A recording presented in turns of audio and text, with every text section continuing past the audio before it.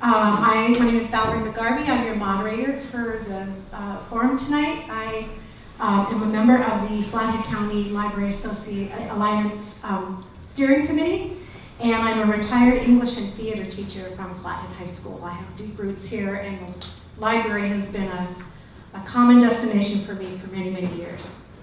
I also want to point out a couple tables to you this evening. You never know who's not registered to vote, and we're very serious about voting, so we have some forms over there. If you're not registered to vote or you know someone that's not registered to vote, please take a form and get registered before June 7th.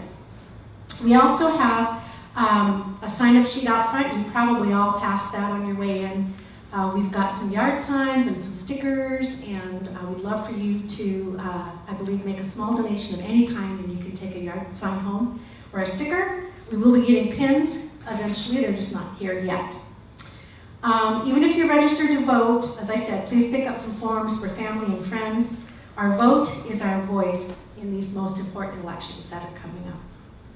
Flathead County Library Alliance is a grassroots organization formed by concerned citizens who believe that a thriving public library is the hallmark of a vibrant, informed, connected community.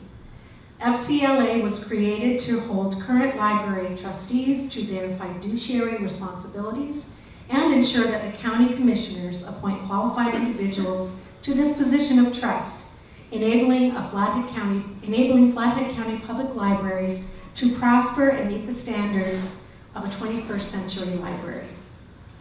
Our mission statement is as follows. Flathead County Library Alliance's mission is to demand and support excellent imaginative library governance, services, and funding through community outreach, library advocacy, and by supporting library-friendly political candidates and trustees. FCLA has 5 goals. 1, to increase awareness of the importance of public libraries and threats to our imaginative libraries and mobilize public response and advocacy through community outreach. 2, to support the appointment of library trustees who are committed to transparency, support public library best practices, and respect the boundaries between the roles of trustees, library directors, and library staff. Number 3, to encourage the election of pro-public library county commissioners. Number 4, to attain an imaginative library system that is appropriately funded, housed, staffed, and stewarded. And 5, to ensure that Flathead County continues to have a library with an equitable and diverse collection of works and materials. So I'd really like to thank Jack Fallon for joining us tonight. He's the last one standing, I guess. FCA sent a survey to all 4 of the county commissioner candidates and received responses to our questions from 2 candidates, Mr. Fallon and Commissioner Pam Holmquist. Commissioner Holmquist originally agreed to join us tonight, but had to reluctantly withdraw. We will have a statement from her that Terry will read in just a moment. Brian Fries did not answer the survey, but responded by pointing us to his recent interview published in the Daily Interlake. And he also said, "Thank you for your invite to your forum. I am unable to attend your forum, though I want to express my ongoing interest in the value of the library system. I consider the library to be a very important asset to our community and hope that it can continue to be so for all of its patrons. My family and I have enjoyed the library for many years, even when it was called Flathead County Library, when I was a child here. I want to express my gratitude to those there who worked hard to provide good resources, creative ideas, and hands-on activities for kids. From a strategic point of view, vantage point, my limited time is best spent focusing on a broader audience, as well as those who will vote on the Republican ballot in the upcoming primary election, though I have concern for the well-being and blessing for the whole valley. I hope you can understand this." And then he talked about the statements that he released to the press. And if you want to go back to the Interlake, he did say quite a bit about the library, which was encouraging. So thank you for your interest and invitation. Jason Parse did not respond to our request for our survey or a request to gather here tonight. So Terry, will you come up and read Pam's statement so we have all 4 candidates covered?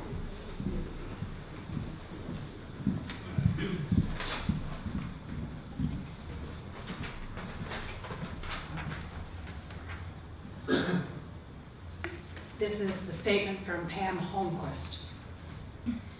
First, I want to thank the FCLA for presenting my thoughts today and the Alliance for organizing the event. Unfortunately, I am not able to attend. As many of you know, the commissioners are somewhat autonomous from the operations of the Imagine If Library. As commissioners, we approve the budget brought forward from the library director and the Board of Trustees. Any additional requests for funds are usually brought forward in a sidebar, which is the case for all other county departments. At this time, we are in the middle of budget reviews for all the county departments. Once this is done, we will have a commissioner workshop on all requests received and do the best we can to balance the budget with the funds we have available. Our other role is to appoint trustees to the board. I treat all board appointments the same. I usually call each applicant and discuss their interest in being on whatever board they are applying for. Sometimes I receive additional emails and phone calls from individual citizens on their preference on the applicants. I consider all of this when making my decision. No one knows what the future may hold, but we are experiencing a lot of growth right now, along with record inflation. This has created challenges for the county just to provide essential services and keep our community safe. I hear from taxpayers on a regular basis that they do not want to pay more taxes. Libraries are a great asset to our community, and although we have seen some changes happening at the library, I believe that our library will be just fine going forward. My door is always open to any individual that would like to discuss any county operations. Please call me to set up an appointment if you have additional questions. And that's all she wrote. Thank you. Thanks, Terry. I appreciate that. So the form is going to proceed as follows. Mr. Fallon's going to introduce himself, and then I have 6 questions, resources, governance, and the future of our libraries here in Flathead County. We would like to allow time for audience questions at the end, so if you didn't get a little card and a pen to write your own questions for Mr. Fallon, you can wander to the back, or Laura's got some in the back there. We're going to take a pause after 3 or 4 questions, and we'll collect those, and then we'll be able to sort through them. Depending on how much time we have, we might be able to answer all of them. So we would like to leave time for that, so we have Laurel here in the front. She's your timer. Just so those of you in the audience know, she's going to try to keep him on a 5-minute track, and has a little sign that says 30 seconds. Stop. So you obviously do not have to speak for all 5 minutes. So if you say what you say, we can move on. So use that as your best guide. So with that, I'm going to ask your first question.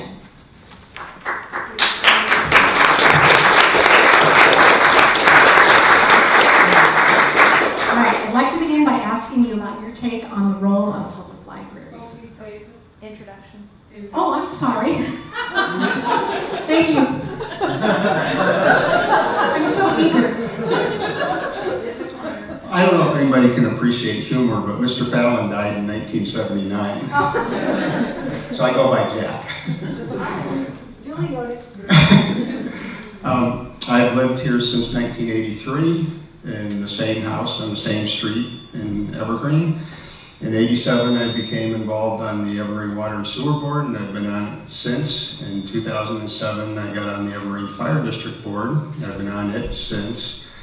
And I was on the Kalispell School Board from 2006 to 1996 to 2002, and then got back on it in 2011.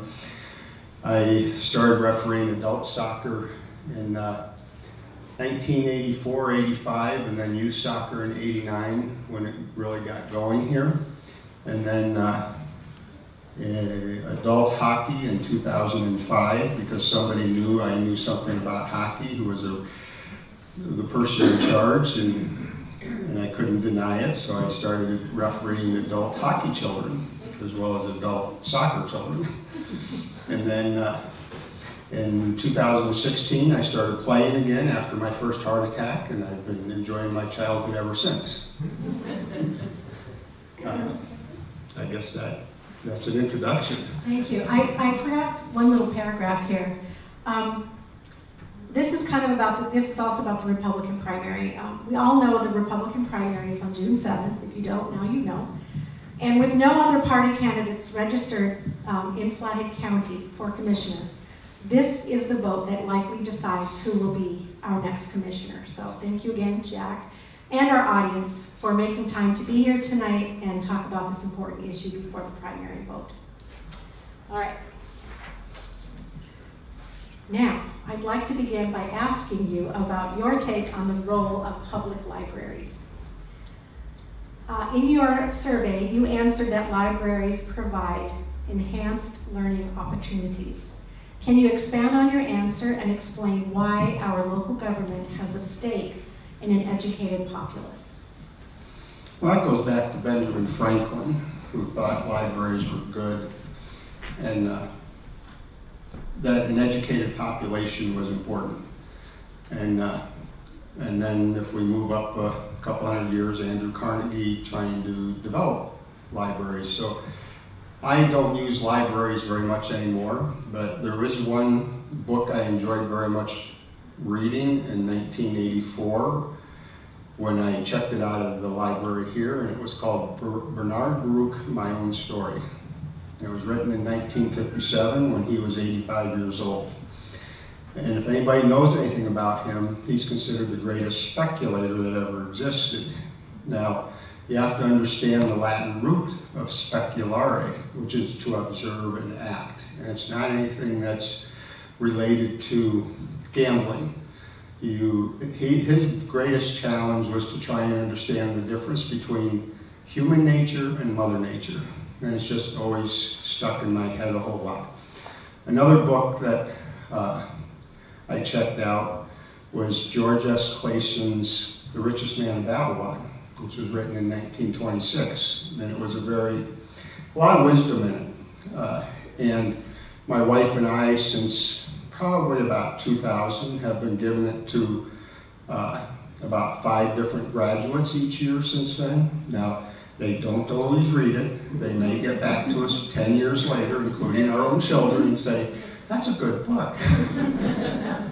But it has a lot to do with finances and what you should be looking at. It was written based on the Babylonian times.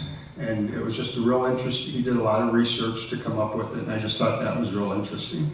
But yeah, libraries serve a purpose, and I've benefited from them, whether it's here or in college or growing up. Thank you. Many things to think about here. Next question is about library governance and the appointment of trustees. In recent years, Flathead County has experienced a notable amount of turmoil and activism by appointed officials on several boards. The duty of appointing trustees and other officials for county departments like the Health Board, Planning and Zoning, and the libraries falls to our county commissioners. So, how would you approach selecting qualified library appointees, and do you think there are any circumstances under which an appointee would no longer be fit to serve in that role? So if you need the questions repeated, I'm happy to do so anytime. Okay. So being involved with public boards is the public's right to notification and the public's right to participation. Those are fundamental in the Montana Constitution. And there's procedures for all that. And whether you're hiring a general manager or a fire chief or a superintendent, but even at the committee levels, we all have, they're all open to the public. And even with the school district, we have 7 or 8 different committees, and those are all open to the public. The public doesn't attend them, but we do a lot of discussion there. But even whether you're talking about a high school principal or other positions, a lot of those are publicly vetted. They're not privately vetted. So to me, there needs to be more public vetting of many of these positions. And that means that there should be a series of questions. There should be a time and date where particular individuals that have applied to boards where they should be present. There might be 5 or 6 questions asked. The public can listen to them, and then there's public participation. Because as an elected official running a water board, water sewer, fire, or the school board, you have to hear, you have to deliberate, and you have to act. And before you deliberate, when you're hearing, the hearing also means public participation. And I think that that isn't being practiced. And so in the public participation, you get to hear from the public. So it's all done in a public setting. And to me, that's the element that's missing now. Now, it may not have to occur with each and every board, because there's like 27 boards. Maybe there's a rotation, or maybe you just pick on the ones that happen to be, I don't know if the right word is volatile, but I'll just use that word for right now. So to me, it's a public vetting process. As far as, and the commissioners have authority to appoint people at any point in time when a vacancy occurs, and they also have the authority to remove an appointee at any point in time. And those are tools that legislatively have been given to them by Helena. Now I want to ask you a question about prioritizing county needs as it relates to the budget. Obviously, that's a big part of what a commissioner does. FCLA's constituents understand the importance of civic infrastructure like roads, sewers, sanitation, and police, and acknowledge that though the county revenue has grown considerably, stewarding tax revenue carefully means setting priorities. Well, we also know that libraries improve lives by decreasing poverty, reducing youth crime rates, improving both school readiness and graduation rates, and contributing to workforce development. So what would you say to voters who see libraries as essential to improving residents' lives about how you balance the need to fund our libraries with these other important obligations over the next 6 years? Well, the first step there would be the commissioners getting together and identifying what is the priority. So my platform is plows, public safety, and pipes. And so people move to the Flathead for the clean air, the clean water, and the open space. So the first thing, so when you're identifying growth, you have to figure out how to address it there. But once those areas are satisfied, then you have to figure out what the community needs are. And I don't know that the commissioners have really ever sat down and prioritized all of the different budgets. And whether that is actually done or not, everybody's going to have their own preferences on it. But the way you, and we'll just go back to Ben Franklin and Andrew Carnegie, you have to have an educated population even to vote. And the sources of that education, whether it's schools or library, is something that shouldn't be denied. I'm a beneficiary of schools and libraries, and I would assume everybody is in here. So how do you, the key in both cases is how do you get people to understand that value and share that value, and get people to realize that whether you like it or not, it needs to have some support. And the budgeting process is a prioritizing one. It's not an easy one, so I don't have a magical one-word answer for something like that, because it does come down to what are the needs. Because you could also say that the agency or the agency of aging needs funding for the population that's here, that's growing in size as well, and we have different populations. You could also say the youth need something to deter them from being in the wrong places at the wrong time. I grew up in St. Louis and Detroit. Lived in Detroit in '67 when it was a riot. So I understand all of the dilemmas that those individuals can go through. with drugs nowadays, you have a lot of adults, whether they're male or females, that are struggling with that. So how do you address that? It may not be addressed in the library, but how do you address the issues that law enforcement faces with all those individuals? So that's the balancing act that becomes real difficult to say which is more important, because they all need to have, everybody gets in the, I know I'm going off topic a little bit here. That's okay, it's your time. But when you're talking about the drug issues that exist, people will fall to a certain level before they recognize the need for recovery, and then they need to have support for it. And likewise, whether it's the educational system or the library, individuals will figure out that I have to improve myself. And a library and a school is where it can be done, as well as the support for those people that have fallen victim to alcohol and drugs. And how do you provide the support? And that's all part of a funding formula that has no magical answer. I'm not trying to avoid an answer, but that's the dilemma when you're on a board, is how to address all that. I think what I heard you say is the commission needs to sit down with all of these competing priorities and really talk and look carefully at each one. Can I have another quick minute? Absolutely. So in 2015, this has to do with high school, there was another trustee and I that were struggling with the budget and some revenue shortfalls we saw going on. So we got together, the business manager, the superintendent, 2 other trustees, and a couple other people. We spent 15 hours going over the budget. And then we started talking about how we've got to address some of these issues that are coming down the road. Well, we ended up doing what was, I'll use the phrase zero-based budgeting.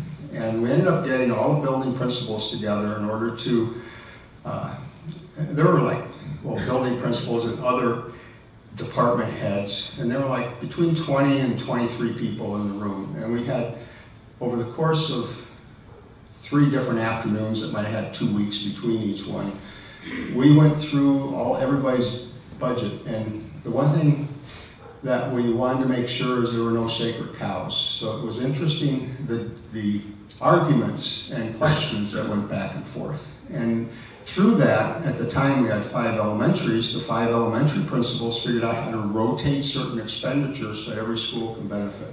And similar to high school and other, but we got them all together. Many of them finally discovered and understood the budget more than they ever did before. But it took a lot of effort. Some people thought it was a waste of time, that were outside the peripheral of those that were involved. And it wasn't necessarily designed to be efficient, because they were taken out of their buildings, so they didn't necessarily be able to answer things, or somebody else had to take care of it. But in the long run, everybody understands the budget more. We can see where we have budgeting issues, and we can work on it all together. And that's one of the things where you have to spend the time and energy to sit down and do that. And that would mean not only the commissioners, but many of the department heads, just to talk about things, to see the commonality of issues that everybody's facing and how to maybe sometimes work together. I think they all work together fine. I don't know if there's a lot of friction, but there's going to be better understanding of the balances that need to occur. Thank you. At this point, if you have a question that you would like Jack to answer, if you could pass your cards to the middle of the aisle, to the end of the middle of the aisle, if that makes sense, and Stu will come down. If you have a question, just hand it over to Stu. Looks like Joe is writing one back there. All right, so in 2019, the average national per capita funding for public libraries was $41.90, and the Montana state average closely followed at $38.19. So the national average $41, Montana state average $38. Imagine if libraries per capita funding was $21.23, only half the state average. Several times in the past years, modest library budget increases have been denied, deepening the deficit between Flathead County libraries and others in our region, resulting in fewer open hours, smaller staff, and stagnant materials budgets, leading to long wait times for patrons. personal note, I have a hold on a book that I discovered have 300 people on the waiting list. And I thought, well, I'm not going to get that book in time. So yeah, this is a definite need I've been impacted by. Would you seek to address this gap during your term? And if so, how?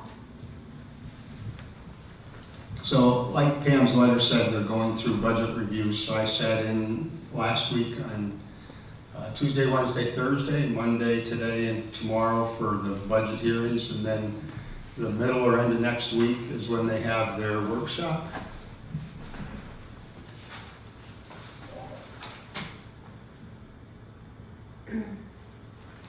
Wednesday, May 25th at 10 a.m. is when they have their budget workshop.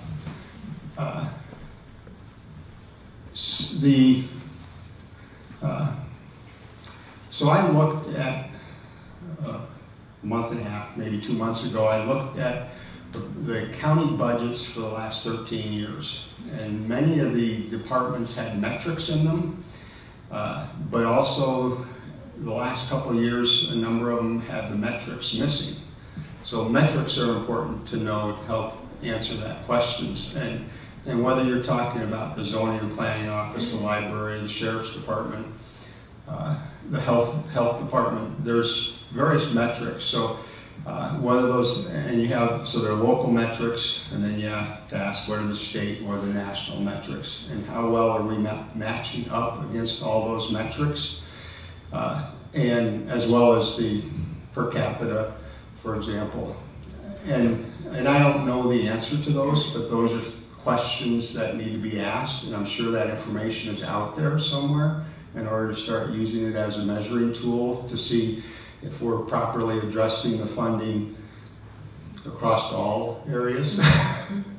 So I'm not trying to say that the library should be ignored at all, but you need to have some type of tool to measure everything by. And it needs to all be public and open. And that's what I've done my whole life, is whether it's because of water or sewer, or whether it's fire, or whether it's school stuff, is what are the metrics and how are we doing? And the metrics are all different for every entity, but you have to begin with something like that. Thank you. This will be my last question before we open it up to audience questions. We all know our county is growing at an unprecedented rate. Accordingly, many expansions and new facilities have been completed in just the past 3 years, including a new North Campus building, the new Big Fork Senior Center, an expansion of the animal shelter, and an expanded public park in Lakeside, among others. Unfortunately, library facilities have not been one of those investments. Flathead County is the only comparably sized library system in Montana without owned purpose-designed facilities. Our libraries in Columbia Falls, Kalispell, and Big Fork are all housed in borrowed spaces that are too small for the populations they serve. In 2019, however, county commissioners voted to remove all library facilities from the county's capital improvement plan, including rejecting potential ownership of a gifted Big Fork facility for which a privately funded capital campaign was already underway. Since then, commissioners have declined to participate in facility work sessions with trustees, declined to consider co-locating the new Big Fork Senior Center in the donated building, and reissued a statement in February 2022 stating they, quote, do not wish to own library facilities. What are your thoughts on how or whether you might address the undersized, non-permanent library facilities in Kalispell, Columbia Falls, and Big Fork as a commissioner? Well, every place I grew up at, the library was publicly owned, so it is different here. And it needs to be addressed. I don't know what the right answer is, but there's numerous examples of public-private partnerships in the valley. And I'm familiar with, well, the simplest one might be Conrad Mansion. Then you have kids sports, you have the Smith Fields, you have the ice skating rink up in Whitefish, you have the ice skating rink at Woodland Park. They are on public property, but there's nonprofits that help fund the operations of all those. Now, the library is unique because it has public funding also, so the question is, how can you provide the appropriate funding for donated facilities? And that just requires a conversation and a vote to see how to address that. But I do know that it's been successfully done with those other things. Now, they may mostly be youth related, except for the Conrad complex, but through various mechanisms, they're surviving and thriving and doing well. And so to me, if you have the opportunity to participate in a public-private partnership, then you have to at least have the discussions. You can't just say no to the discussions, see where they, doesn't mean you have to make a decision, but you have to at least pursue the discussions. And if not, I think you're being a little bit delinquent on that point. All right, how you holding up? Fine. I just played hockey this afternoon. So we have 6 questions now from the audience, and we Stuart looked at them and kind of, some were repeated questions, so if your question isn't asked verbatim, it probably is related to one in here, and if we have more time, we'll get them all out. But what time is it? Does anybody know? Who's keeping track? 7:29. Oh, we got lots of time. 7:30, I Yeah, lots of time. Okay. With our county experiencing explosive growth, how will you evolve the planning of our city? So by the way, these are not necessarily library questions now. We're opening up to broader questions. How will you evolve the planning of our city and rural areas to meet the holistic needs of our community? Well, 65% of the population lives in the county and 35% lives in the 3 municipalities. And there's always been a tug of war between unincorporated areas and incorporated areas. And I think that'll always continue. It's just the nature of the people that live in each of those areas. There needs to be, as far as growth in the Flathead, growth is here, but how do you address it? When you go onto the Flathead GIS website and you unenable everything but enable only subdivisions, and you look at all the subdivisions throughout the valley, there's really no pattern to them all. And I think that has to have a discussion. Because if people are coming here for water, air, and open space, how do you have subdivisions that might have open space? And then how do you have them, how do you lay them out and design them? I've seen numerous times where people might have their 2.5 acre, 5 acre, 10 acre, 20 acre tract, and after 8 or 9 years they discover my little hobby farm isn't working, and this is a lot of work to maintain this. And then all of a sudden it turns into a weed patch. And then being on the Evergreen Fire District Board, periodically we have to go out there and put out fires. So the question is, and those may be existing properties, and it may be difficult to address those. But if you have vacant property, how do you address those and keep people happy along the way so that they have their clean air, their clean water, and their open space?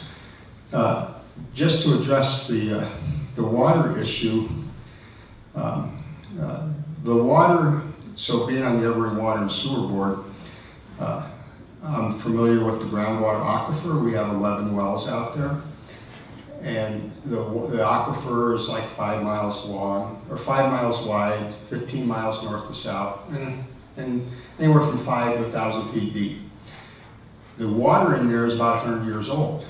And the way they know that is they've taken samples of the snow up in the mountains, and they don't see the radioactive material there, or they see the radioactive material there from the atomic testing in Nevada, but they're not seeing it in water samples in Essex or Columbia Falls for that matter.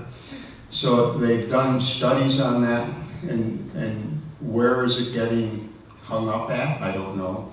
But the water's old. They don't know exactly where the water leaves the aquifer. They guess it leaves at the bottom of Flathead Lake, but they haven't been able to prove that yet. So, and the amount of water that is taken out, for example, by Kalispell, Evergreen, Columbia Falls, and many of the irrigators is 1/5 of what enters it. And the static pressure that exists down there pushes everything up real well to the surface. But the key is, if you have a development that might have 10 2-acre tracts, that's 10 well punctures, versus a community system that's 1 well puncture. So the punctures by themselves right now are not going to pollute that aquifer, but over time it may when the pressure isn't as great. So it's just something to be aware of and think about down the line and have those discussions. But at the same time, for a developer, that's a higher upfront cost. And so that frustrates it, the process there. And if you were to talk about sewer also, you could have a sewer collection system, but that increases the upfront cost. So to varying degrees, that doesn't answer the affordable housing. But at the same time, if you create some countywide standards, then you level the playing field for all developers, not just specialized areas. So it's a conversation that needs to occur and figure out how to address it. I may have gotten carried away with that, but that's just things I've learned being around here. I didn't know that about the aquifer. I thought that was pretty fascinating. I never thought about how many bunker holes. That's good information. Next question. How can Flathead County hire and retain qualified employees in this competitive job market? So I just left a collective bargaining agreement negotiating session. I had one last week, one now, and yes, we're going through that.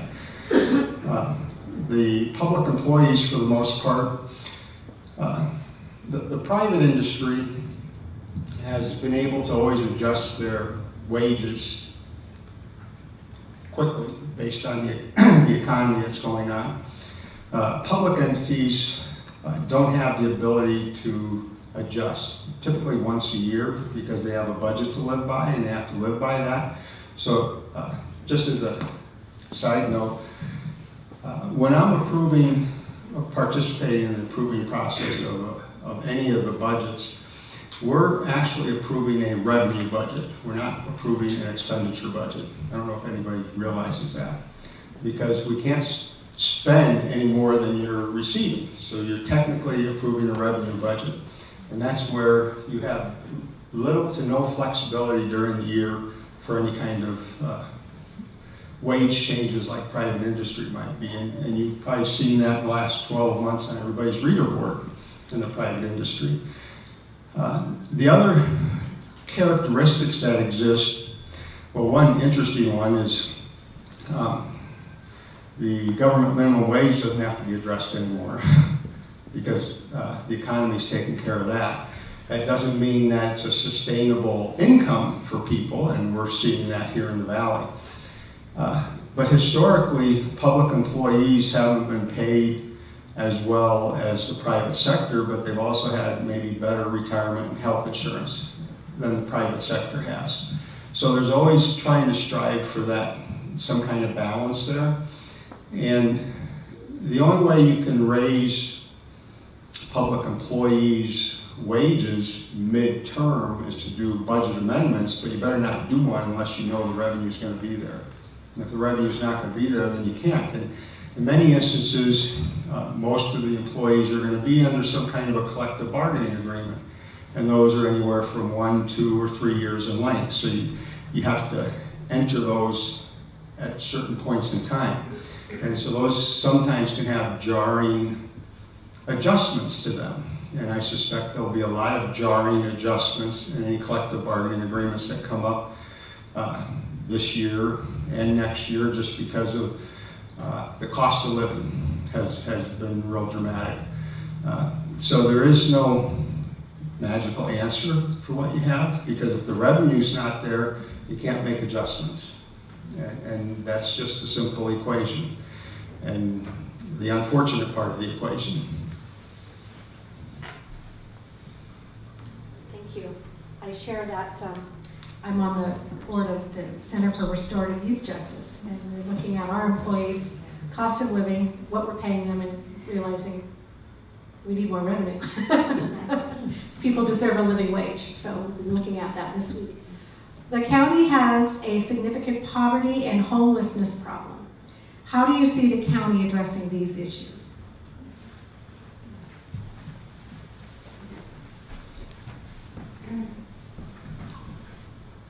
I hadn't thought about it this way, but I just got to thinking that the county does help senior citizens in various ways, shapes, or forms. So I suppose maybe it should look at a way to help the homeless population.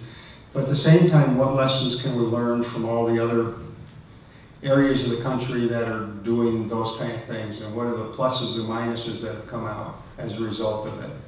And here we have private entities, nonprofits, that are trying to address it and have worked with it over the years. So I don't know what the right answer is, except again, it's going to be discussion and see what's worked elsewhere. And you can't just close your eyes and say that we're not going to talk about it, because it is here. And everybody is faced with it. But let's have the discussion and see what we can do, because if we're helping senior citizens through the Agency on Aging and other elements that exist, then there's other populations that may need to be addressed also. Because you could also throw all the drug addiction into it with restorative justice, whether it's youth or something to address adults too. So how do you address all those negative parts of society, because that's the label that we put on it as human beings, to make sure that we can work toward a vibrant society, even though we may all have different definitions of what a vibrant society is. But how do you work toward those kind of things? Thank you. As County Commissioner, how would you balance the needs of all the departmental offices and requests? Where would you spend or reduce resources of tax dollars? That's a big question. I think I kind of answered most of that already. But also, I've never been a juggler. So I'm not quite sure that it's more brain. One person doesn't have the answers, so you just have to get groups together and see where the consensus takes it, and then see the viability of it. The one thing I always talk about, at least when I'm doing the budget parts with the groups I'm in, is there a cliff out there? The cliff refers to no revenue. And what do we have to do when the revenue falls off? And typically the largest item that you can collect savings from is rifting people. And nobody likes to be rifted. But that's where you can get savings. So the question always comes down to, are we facing a cliff out here? What's our revenue projections, not in year 1 and 2, but in year 3 and 4? What do you see out there that makes you think that we may have a revenue issue? Because the government entities really don't have savings accounts. We as humans may have savings account, but government entities don't. They do have what's called a reserve, but the reserve, which is maximized on mill levy type accounts, is at a third. But the reason for the third is to get you from July 1st to November 30th. So 1/3, that's 4 months. And so you really want to make sure you maximize that reserve so you have money to cover those expenditures, because the reserve is 1/3 of your expenditures. So you can't say, I'm going to carry a 20% reserve. Well, what's going to happen in the months of October and November then, before the revenue collections come in? So when you're looking at budgets, you have all these nuances to take into account. Thank you. If you were hiring a library trustee, what skills and background would you look for in a trustee? Well, the only requirements for a county commissioner is to breathe. those are the requirements for any of the board appointments, is to breathe. Because there is no requirements for any, even to run as a school board member, there's no requirements for that, nor on the water and sewer, nor on the fire district.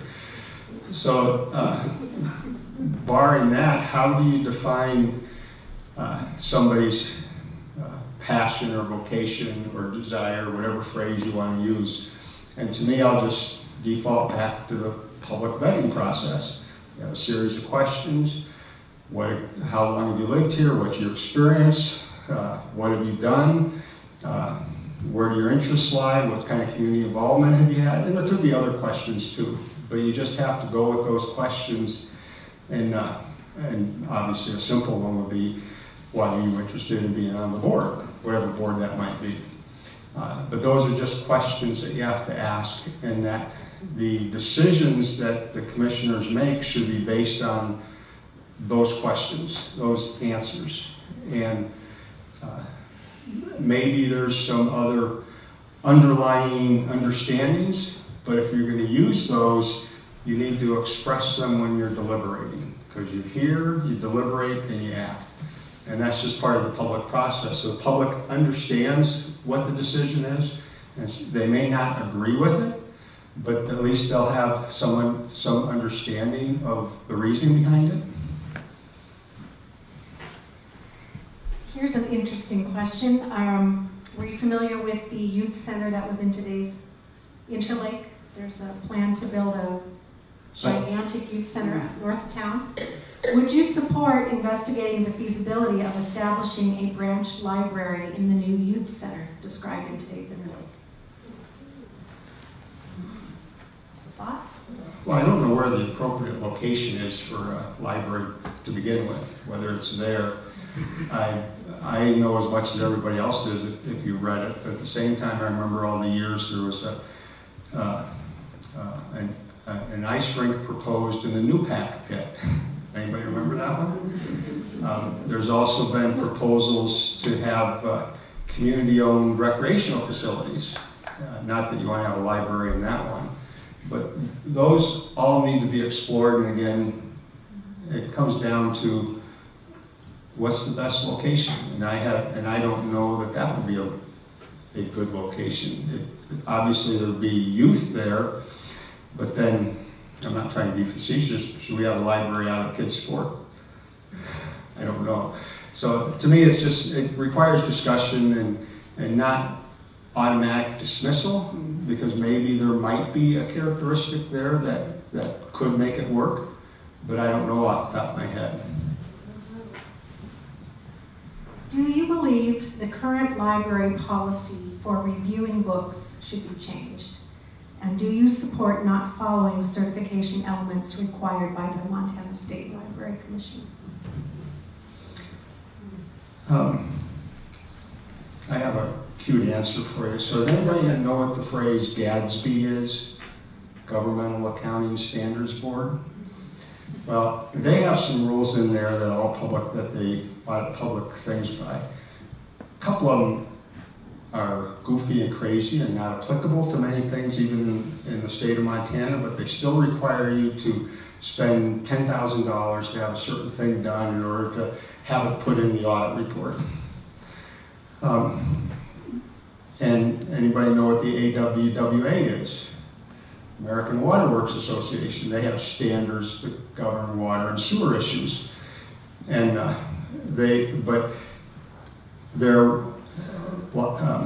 it's a recognized entity just like GASB is, and you can't avoid those whether you agree with them or not. As long as you have some kind of a standard out there, it's something, at least in my mind, that you should be trying to understand and pursue. Now, I don't know, there's GASB 75, which I'd like to have thrown out the window, but I can't do that. And we have to spend money every 2 years on that. So there's always going to be some organization that you may not fully agree with. So it's not a clean answer, but if you have something that can guide you, you might as well pursue it to see how it works. Going back to the question on policy. Now maybe somebody could help me. The book in question, was it queer? Genderqueer. Pardon? Genderqueer. Genderqueer. What part of the library is that book in? It's housed in the adult section in the graphic novels upstairs. Okay, so if it's housed in the adult section, who is able to check it out? Anybody with a library card. Okay, so it could be an adult or a youth Yes. that could check it out.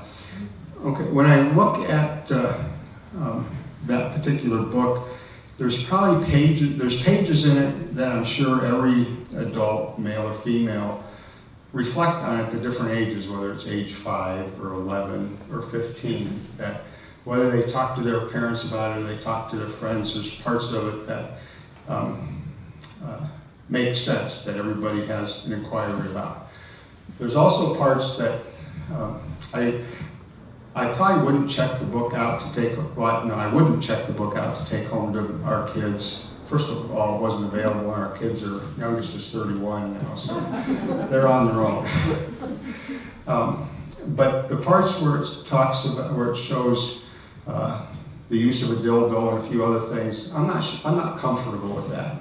But if a parent checks it out and takes it home for their child, that's beyond my control. And so there are elements of it that I think are appropriate, but you can't go in and tear pages out either. You get the entire thing or you don't get the entire thing. So I have, but it is, it's a book that's in the library. And I guess if it's there, it can be, I guess it would, as far as I'm concerned, it would stay there. One of my reactions is, it wasn't an issue until it became an issue. I guess this last question is I'm just going to ask you one more question. And this one kind of goes along with what you were just talking about. The Fallon County Library trustee job description states one of the qualifications is for the trustees to ensure broad and equitable access to knowledge, information, and diversity of ideas needed by community members. Genderqueer was requested by a member of this community, and that is why it was purchased by the librarians and duly vetted as they always do. So if trustees do not meet this qualification of ensuring broad and equitable access to knowledge, information, and diversity of ideas needed by community members, would you consider replacing them? Well, the first question is how much of an uproar? Because sometimes uproars dictate decisions or replacement. It doesn't matter whether you're a trustee and there happens to be a building principal that's an issue, or a superintendent that's an issue, or in other cases, and I have had to do that, go and replace people mid-contract, mid-term, because things just weren't working out right. And so it's not a fun or easy decision, but if things aren't working out, then yes, you have to look at that. Going back to what we were just talking about, so the internet is great, I suppose everybody knows, but these are all pictures from the book in question, pages from there. And it's these last two pages that I found that I found disturbing. But at the same time, if it's in there, I guess it is. There's that one there, and then this one here. But at the same time, I find it interesting that in 1971 I read the book 1984, and I thought it was a very fascinating book, and it's attempted to have been banned and censored over the years. Huckleberry Finn, Catcher in the Rye, Of Mice and Men, the Bible. All those are things, and the question I have is how successful has banning or censoring books been in the last 150 years? And I guess in my mind that those episodes have been short-lived and not long-term answers or solutions. Because if they were wanting to ban 1984, which was written in 1949, and they've only been looking at trying to ban it in the last 20 years, what's wrong with it? I thought it's a great eye-opener book, kind of a buyer beware book. And Huckleberry Finn, because they thought that maybe the language wasn't appropriate or the relationships weren't. That was Mark Twain's way of communicating sarcasm, irony, editorials on society at the time, but it was also a representation of what society was like at the time. And that's part of history, and you can't deny that. So why should you try to ban that? So I might have gotten carried away with that. No, I appreciate your thoughts on that. Thank you. So we're going to close this out. Thank you so much, Jack, for joining us tonight, and for all of you who took time out of your busy lives to make this a priority tonight, especially on a semi-spring night. You're here because you think our public library is worth fighting for. The upcoming primary election on June 7th is a critical first step in restoring our county government's appropriate support of the Imagine If library system. Thanks to all the efforts by FCLA supporters, we have shown some light into a dark place. Please remember to vote on June 7th and tell 5 friends about your plans to vote. Take them with you, have a party. Together we can continue to make a difference in our valley. Thank you, and we'll see you soon. By the way, May 27th at 9 a.m. is the next library board meeting, and they will be discussing some very, very critical policy issues. So if you have time next Thursday at 9 a.m., I would encourage you to show up, as you always do. Thank you so much. Thank you.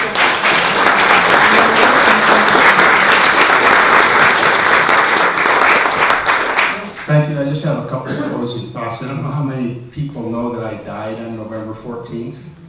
I had a heart attack on the ice while playing hockey and had a 3-way bypass 3 days later. I've been back on the ice since March 1st, skating, playing, and refereeing. So the only dilemma people may have with me is from October 1st to June 1st, on Tuesdays and Thursdays from 12:15 to 1:45, I'm going to be on the ice in Whitefish playing hockey. At over 60